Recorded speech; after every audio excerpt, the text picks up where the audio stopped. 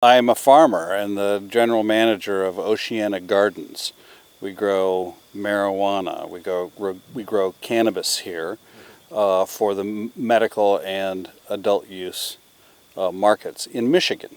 There are two things that are important here on the farm, two areas of expertise that are helpful, and one is construction, because this is a new industry and we need to build machines and structures that are specific to this industry.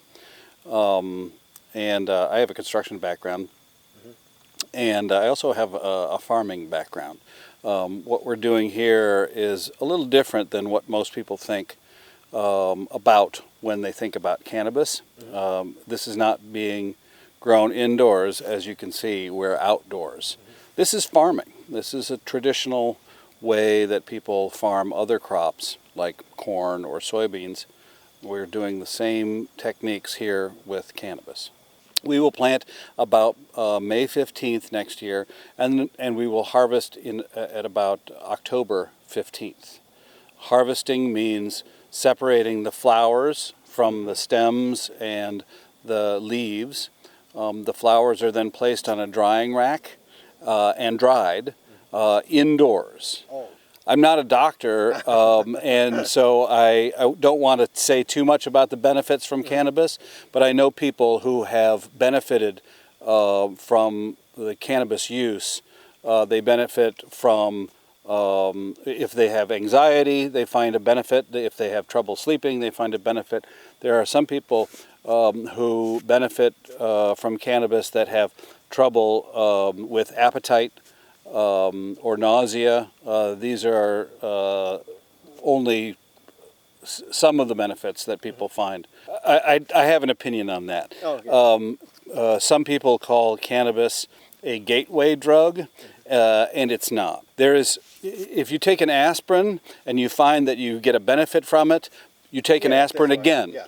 If you take caffeine and you have a benefit from caffeine, you take caffeine again. There's a cause and effect relationship. This does not necessarily mean that you are going to switch to illegal drugs because you like aspirin. And people who enjoy cannabis don't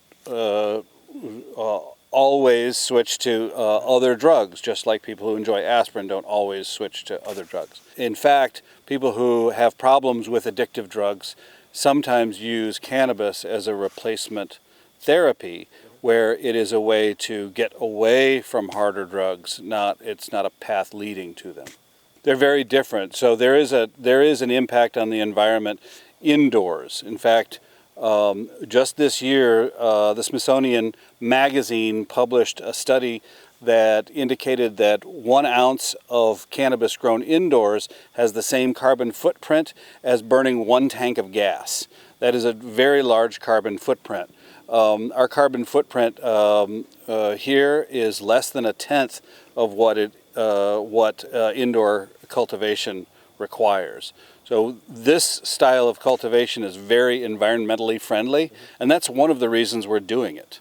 We're saving the planet by cultivating cannabis outdoors.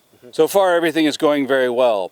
We had a little bit of a late start, but our tallest plants here are about 7 feet, and they will produce, some of them, around 1 pound of dried, finished cannabis medicine.